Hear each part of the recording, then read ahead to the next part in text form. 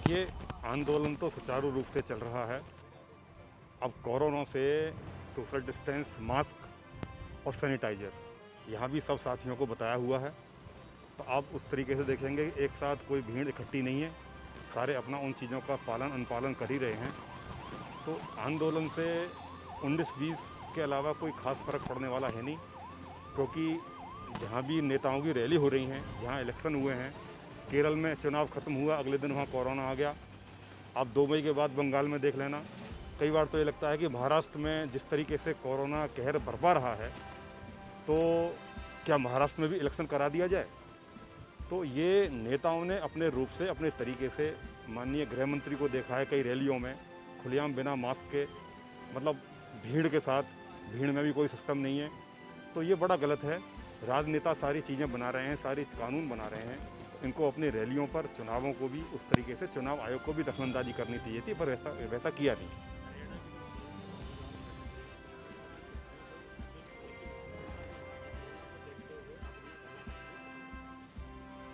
नहीं, वो तो काफ़ी टाइम से कह रहे हैं, महीनों निकल गए इन चीज़ों को, वो नई बात नहीं है।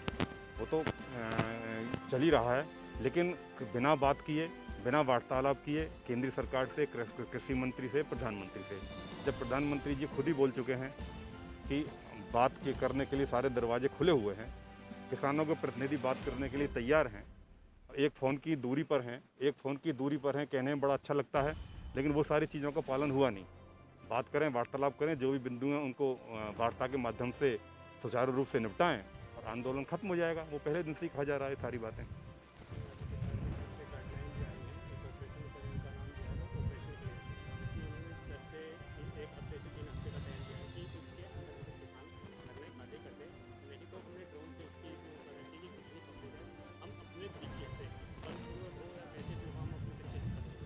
देखिए, वो कहने वाली बातें हैं। अब पंजाब के मुख्यमंत्री क्या कहते हैं, उसके उत्तर पे वो किस तरीके की भाषा यूज करते हैं, वो शोभा नहीं देता भारतीय लोकतंत्र में। अब जहाँ तक आप ये आंदोलन की बात कर रहे हैं, मुझे लगता नहीं है, क्योंकि ये इस तरीके की बातें काफ़ी टाइम से चल रही हैं और उसका रिजल्ट क्या निकला है, वो सारी चीज़ आप, मुझे ये भी कहने की ज़रूरत नहीं है, वो सारा आप देख ही रहे हैं। तो जहाँ तक ड्रोन कैमरे से करा रहे हैं और सारी चीज़ों को उस तरह कैप्चर करा रहे हैं, 12 से 14 वार्तालाप हो गई, हर 15 दिन बाद, हर 1 महीने बाद। शायद ये सोचा होगा कि इस माध्यम से किसान हट जाएंगे या आंदोलन खत्म हो जाएगा। देखिए, जो चीज़ किसान के मन में है, मान लीजिए गलत भी है, तो उसका निदान क्यों ना किया जाए। बातचीत के माध्यम से सारी चीज़ें हल होती हैं, सारी चीज़ों को हल करना चाहिए। सरकार से हम यही अपील करेंगे, इन सारी चीज़ों को करने से कोई फ़ायदा नहीं है। अब रैलियाँ भी निपट गई, चुनाव भी निपट गए, बंगाल का भी निपट रहा है।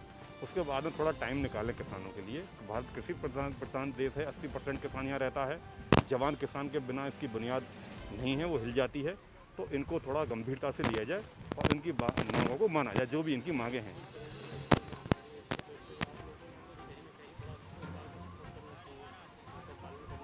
नहीं, उनका पालन कर ही रहे हैं। अब ये उनका पालन चुनाव रैलियों में नहीं हो रहा, स्कूल कॉलेजों में हो रहा है, मार्केट में हो रहा है। सरकार अलग अलग तरीके से, लॉकडाउन की परिभाषा समझ में नहीं आ रही है हमको, नाइट कर्फ्यू की परिभाषा समझ में नहीं आ रही है।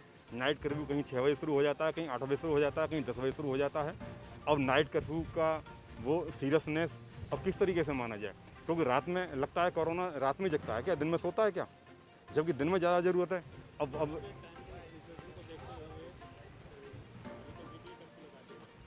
नहीं, वीकली कर्फ्यू लगा दिया, फ्राइडे शाम से लेकर मंडे मॉर्निंग तक लगा दिया, वो ठीक है। संडे में यूपी को बंद कर दिया, वो ठीक है। लेकिन उसके अलावा जो राजनेताओं को, जो मंत्री हैं, जो संवैधानिक पदों पर बैठे हुए हैं, उनको भी इन चीज़ों का पालन करना चाहिए। जनता तो इसका पालन करेगी, करना भी चाहिए, क्योंकि कोरोना का हाल इतना बुरा है सेकंड स्टेज का, कि लास्ट ईयर वो नहीं था।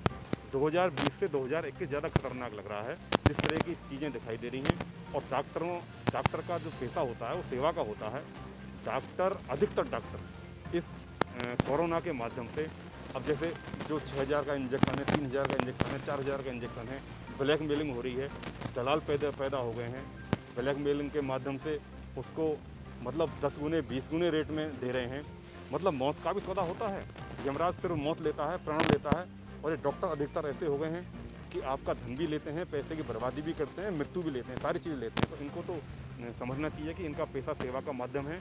इसको ठीक है, पैसे की भी वो चीज़ें होती हैं। कई हॉस्पिटल ऐसे देखे कि जहाँ पे वेंटिलेटर नहीं है, जहाँ पे ऑक्सीजन नहीं है, जहाँ पे लिफ्ट भी तरीके से काम नहीं कर रही, जहाँ पे बेड नहीं है। नोएडा का भी सेक्टर 119 में एक हॉस्पिटल है, वो हमने देखा कि वहाँ पूरी सुविधाएं नहीं हैं, लेकिन सीएमओ से बात करके किस तरीके से, अब मैं किसको क्या कहूँ, वहाँ कोविड-19 का इसका हॉस्पिटल का आज सुबह से ही करा दिया गया। वहाँ 2 लोगों की डेथ भी हो गई क्योंकि वहाँ पूरी चीज़ें हैं ही नहीं। तो उस तरीके से डॉक्टरों को नहीं करना चाहिए। ये जो प्रधानमंत्री जी ने कहा था कि आपदा में अवसर देखना चाहिए, ये डॉक्टर का पैसा ऐसा लग रहा है कि डॉक्टर आपदा में अवसर देख रहा है, इसकी मैं घोर निंदा करता हूँ।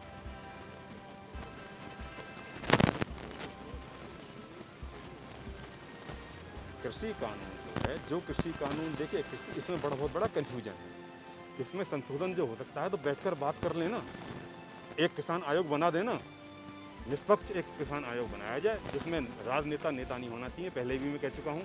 उसमें किसानों के प्रतिनिधि होने चाहिए और सरकार के भी, जिनको ABCD नहीं पता किसानों के बारे में, एयर कंडीशन 5 स्टार होटलों में एयर कंडीशन कोठरियों में बैठकर जो नीतियाँ बनाते हैं, उनको कुछ नहीं पता। तो सरकार के की तरफ से भी किसान ही इसमें सम्मिलित होना चाहिए।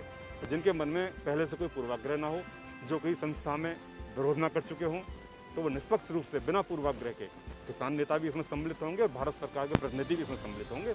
इसको बैठ के एक दिन वार्ता कर ली जाए, उसमें बुराई क्या है। कहने की बातें हैं, मुख्यमंत्री दिल्ली संवैधानिक पद है, केजरीवाल जी का व्यक्तिगत रूप से मैं कुछ नहीं कहता, लेकिन जब दिल्ली में जब कोरोना आया, मुख्यमंत्री शांत हो गए, तो केंद्र भी तो यहीं पे है।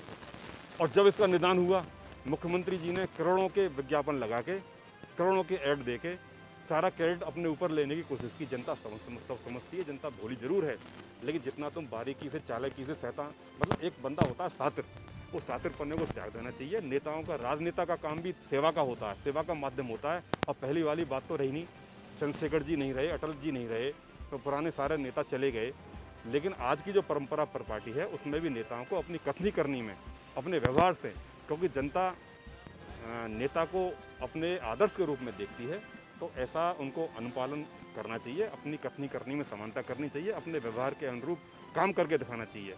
अब आप तो बिना मास्क के घूम रहे हैं, जनता से अब क्या पालन करते हैं जी।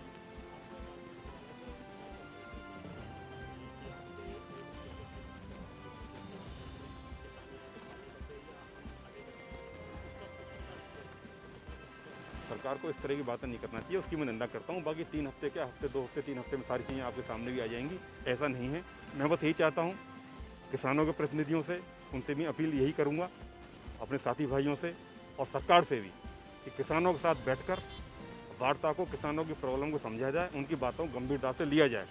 किसान इस देश की बुनियाद है। लाल बहादुर शास्त्री ने उस समय जो नारा लगाया था, जय जवान जय किसान, और इन सरकारों ने किसी भी तरीके से सीधे तौर पर या घुमा फिराकर, डायरेक्टली इनडायरेक्टली जवानों को और किसानों को ही भड़काने की, लड़ाने की जो कोशिश की है, उसकी मैं निंदा करता हूँ। किसानों की जो बातें हैं, किसानों को भड़काना चाहती है, लेकिन किसान इस तरीके से नहीं भड़कते। किसान सब समझते हैं, और अभी आपको 3 हफ्ते के अंदर, मई के महीने में दिख जाएगा कि कौन भड़का कौन नहीं भड़का। उस तरीके से सरकार को नहीं करना चाहिए।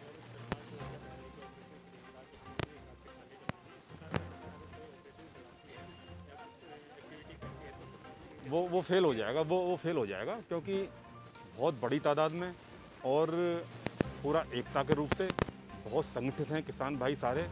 और इस तरीके से अगर ये कोई छोटा मोटा ऑपरेशन चलाते हैं, तो किसानों की बुनियाद हिलने वाली नहीं है। किसान सक्षम है, किसान समझता भी है। बस मेरा तो यही अपील रहेगी कि वार्ता के माध्यम से इस चीज़ को खत्म करें। बहुत लंबा आंदोलन हो जाए और इसको लंबा ना खींचा जाए। जय हिंद, जय जवान, जय किसान।